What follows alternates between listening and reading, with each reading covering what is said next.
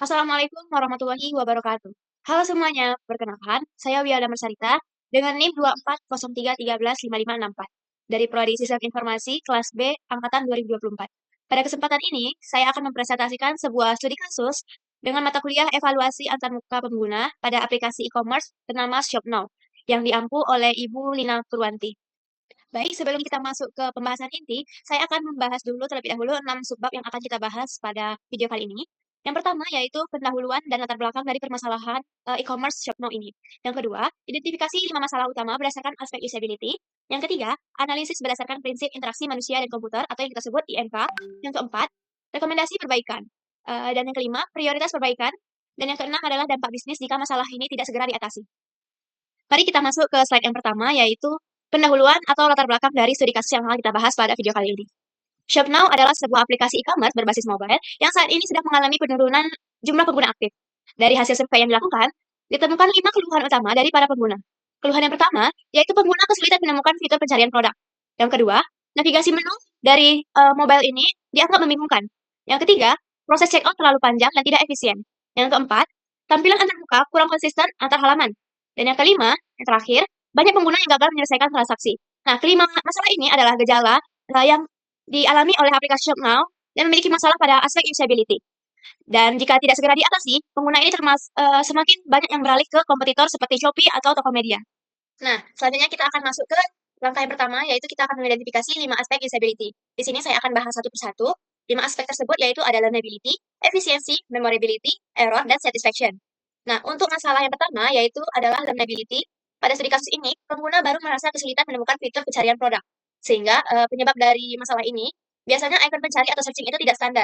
Ikon tersebut diletakkan di lokasi yang tidak familiar, atau warnanya menyatu dengan background. Nah, sehingga pengguna baru itu merasa frustasi di awal dan membutuhkan waktu lebih lama untuk mempelajari aplikasi tersebut. Nah, dampaknya bisa pengguna tersebut menguninstall di hari yang pertama saat melakukan percobaan untuk aplikasi tersebut. Nah, pada aspek yang kedua, yaitu pada aspek efisiensi. Ditemukan masalah yaitu proses checkout-nya terlalu panjang dan tidak efisien. Nah, masalah tersebut penyebabnya bisa jadi terlalu banyak langkah. Misalnya sampai 5 atau 6 halaman. Konfirmasinya banyak yang berulang-ulang, pengisian datanya yang seharusnya bisa otomatis. Sehingga pengguna tersebut merasa sudah terbiasa menjadi tidak efisien. Transaksi itu memakan waktu lebih lama, bahkan lebih dari 5 menit, banyak yang membatalkan proses tersebut di tengah jalan. Lalu pada aspek yang ketiga, yaitu pada aspek memorability. Nah, pada aspek tersebut ditemukan masalah bahwa navigasi pada aplikasi ini membingungkan. Penyebabnya, bisa menu ini tidak konsisten antar halaman. Ikon tersebut tidak memiliki label teks, struktur menunya bisa berubah-ubah, sehingga pengguna itu kembali setelah beberapa hari lupa cara menggunakan aplikasinya. Nah, pengguna harus belajar lebih banyak untuk menggunakan aplikasi tersebut dengan terbiasa. Nah, pada aspek yang kelima, yaitu pada aspek error. Ditemukan masalah, banyak pengguna yang gagal menyelesaikan transaksi. Nah, penyebab dari permasalahan ini yaitu tidak ada validasi real time atau secara langsung, lalu pesan error-nya tidak jelas, misalkan terjadi kesalahan. Nah, tidak ada langkah selanjutnya untuk perbaikan dari penyebab masalah tersebut. Nah, pada dampaknya yaitu pengguna merasa kehilangan waktu atau bahkan jika sudah menginput kartu kredit, itu bisa kehilangan uang dan kepercayaan terhadap aplikasi tersebut. Lalu pada aspek yang terakhir yaitu satisfaction. Ditemukan masalah bahwa tampilan antarmuka kurang konsisten antar halaman. Masalah ini penyebabnya adalah tidak memiliki sistem desain, lalu warna font dan ukuran itu berbeda di setiap halaman. Sehingga pengguna itu merasa aplikasi terasa tidak profesional. Sehingga pengguna merasa mengurangi rasa kepercayaannya dan kenyamanannya terhadap aplikasi tersebut. Nah, pada slide selanjutnya kita akan menganalisis berdasarkan prinsip IMK atau interaksi manusia dan komputer. Terdapat 4 prinsip yang dilanggar pada studi kasus ShopNow ini. Kita akan bahas satu persatu. Yang pertama yaitu pada prinsip konsistensi, yang dimana pelanggaran yang terdapat pada aplikasi ini, tampilannya tidak konsisten antar halaman, sehingga pengguna itu harus belajar secara berulang di setiap halamannya. Nah, pada prinsip kontrol dan umpan balik atau yang kita sebut feedback, pelanggaran yang terdapat pada aplikasi ini yaitu tidak adanya pesan error yang jelas saat pengguna itu mengalami kegagalan transaksi, sehingga pengguna itu merasa kehilangan kendali dan tidak tahu apa langkah selanjutnya yang mereka lakukan. Nah, pada prinsip yang ketiga yaitu prinsip kesederhanaan, yang dimana pada aplikasi ini proses checkout-nya terlalu panjang dan rumit. Nah, seperti yang kita tahu, semakin rumit proses tersebut, semakin besar potensi pelanggan meninggalkan aplikasi tersebut. Nah, pada prinsip yang keempat, yaitu pada prinsip aksesibilitas, yang dimana pada aplikasi ini, ikon pencarinya sulit ditemukan, sehingga tidak inklusif untuk pengguna dengan kebutuhan khusus, atau terutama bagi pengguna dengan kebutuhan yang memiliki kebutuhan khusus atau pengguna yang kurang familiar dengan teknologi. Nah, selanjutnya kita masuk ke slide rekomendasi perbaikan. Di sini saya akan memberikan solusi untuk masalah-masalah yang ada pada studi kasus ShopNow ini. Untuk masalah yang pertama yaitu, masalah pencarian produk yang sulit ditemukan. Nah, kita bisa memindahkan ikon pencarian ke tab bar bawah atau button navigation sebagai ikon tetap. Atau kita buat search bar di bagian atas itu menetap di setiap halamannya. Nah, seperti yang bisa kita lihat pada aplikasi Shopee, itu yang di mana search bar-nya selalu terlihat di halaman home, produk, dan keranjang. Nah, intinya pada masalah ini kita tidak bisa menyembunyikan fitur pencarian karena, kita akan membuat pengguna itu langsung melihat begitu aplikasi tersebut dibuka. Karena biasanya pengguna itu sudah terbiasa mencari di bagian atas, menggunakan ikon catatan besar. Nah, untuk bagian masalah 2 yaitu bagian navigasi menunya yang membingungkan. Nah, untuk masalah ini saya memberikan solusi, kita bisa menggunakan button navigation maksimal 5 menu, yaitu ada home, search, keranjang, wishlist, dan profile. Nah, lalu kita akan memberikan label teks di bawah setiap ikonnya.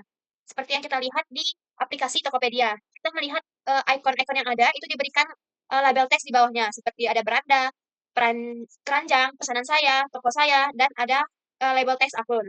Nah, pada masalah 2 ini, konsep UI UX-nya kita akan membuat menu yang sama di semua halaman.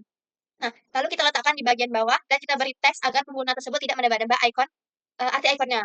Nah, lalu kita bisa membebaskan pengguna tersebut pindah halaman dengan mudah. Nah, selanjutnya kita lanjut ke masalah yang ketiga, yaitu proses checkout-nya yang terlalu panjang. Nah, sehingga kita bisa memberikan solusi dari masalah ini, yaitu kita bisa meringkas proses checkout dari yang 5 sampai 6 langkah menjadi 3 langkah saja. Misalnya pada langkah yang pertama yaitu bagian alamat dan pengiriman, langkah yang kedua yaitu pembayaran, dan langkah yang ketiga yang terakhir yaitu bagian konfirmasi. Seperti ilustrasi sederhananya, yaitu eh, kita bisa menggunakan indikator langkah atau proses stepper. Misalnya tiga lingkaran yang menunjukkan posisi pengguna itu sedang di langkah keberapa. Nah, selain itu data alamat itu bisa sebaiknya kita isi secara otomatis. Misalnya kita sudah menggunakan alamat tersebut di pembayaran sebelumnya, kita bisa secara otomatis tersimpan pada alamat sebelumnya. Nah, intinya pada konsep UI UX ini kita akan memperpendek alur checkout-nya sehingga pengguna itu sudah mahir dan ingin cepat selesai. Karena semakin sedikit langkahnya, semakin kecil kemungkinan pengguna tersebut salah atau batal di tengah jalan. Nah, untuk masalah yang keempat yaitu masalah tampilan yang tidak konsisten. Kita bisa memberikan solusi untuk membuat sistem desain atau desain sistemnya sederhana. Kita bisa menentukan warna utama, warna sekunder, dua jenis huruf, tiga ukuran tombol, dan komponen UI yang bisa dipakai secara berulang. Nah, seperti yang bisa kita lihat, ilustrasi sederhananya, semua tombol beli itu kan biasanya berwarna hijau dan berukuran 48 piksel. Sudutnya melengkung sekitar 12 piksel di semua halamannya. Nah, itu eh, konsisten di setiap halaman. Nah, jadi untuk masalah ini, konsep UI UX-nya kita akan buat aturan desainnya itu secara profesional atau baku. Nah, tombolan yang fungsinya sama itu harus tampilannya sama di seluruh aplikasinya. Kita tidak bisa membuat pengguna bingung karena warna atau bentuk tombolnya itu bisa berubah-ubah. Nah, selanjutnya pada masalah yang kelima yaitu masalahnya banyak pengguna yang gagal menyelesaikan transaksi. Nah, untuk masalah ini kita bisa membuat solusi untuk menambahkan pemeriksa langsung atau validasi secara real time. Contohnya itu saat pengguna mengetikkan nomor HP, itu langsung muncul peringatan nomor HP harus 10 sampai 12 digit sebelum tombol checkout itu ditekan. Nah, selanjutnya untuk pesan error itu harus jelas. Seperti kita menambahkan penjelasannya pembayaran gagal karena saldo tidak mencukupi. Silakan pilih metode pembayaran lain. Dan di situ kita dapat langsung eee, langkah yang kita lakukan untuk error tersebut. Nah, seperti ilustrasinya, saat pengguna lupa mengisi nama penerima, biasanya itu langsung muncul kotak peringatan warna merah di bawah kolom tersebut dengan tulisan nama penerima wajib diisi. Nah, intinya pada konsep UI UX untuk masalah ini, kita akan mencegah kesalahannya dari awal dengan memeriksa data yang diisi pengguna secara langsung. Nah, jika tetap terjadi kesalahan atau error, itu kita langsung memberitahu penyebabnya dengan jelas dan bagaimana cara memperbaikinya. Tidak hanya mengeluarkan notifikasi error saja tanpa langkah perbaikan selanjutnya. Nah, baik. Setelah saya memberikan rekomendasi perbaikan, di slide selanjutnya saya akan mengurutkan prioritas perbaikan untuk masalah tersebut. Nah, di sini jika saya berperan sebagai UI UX designer, prioritas ini adalah untuk penentuan berdasarkan dampak masalahnya terhadap pengguna dan frekuensi kemunculan masalah tersebut. Nah, untuk masalah yang paling tinggi untuk prioritas yang pertama, saya letak di bagian masalah kegagalan transaksi. Karena dampaknya itu langsung ke pendapatan dan kepercayaan pengguna. Untuk prioritas yang kedua, yaitu saya letakkan pada masalah proses checkout yang terlalu panjang. Sehingga karena menyebabkan pengguna itu banyak yang meninggalkan keranjang pada masalah ini. Nah, untuk prioritas yang ketiga, saya letak pada masalah navigasi yang membingungkan.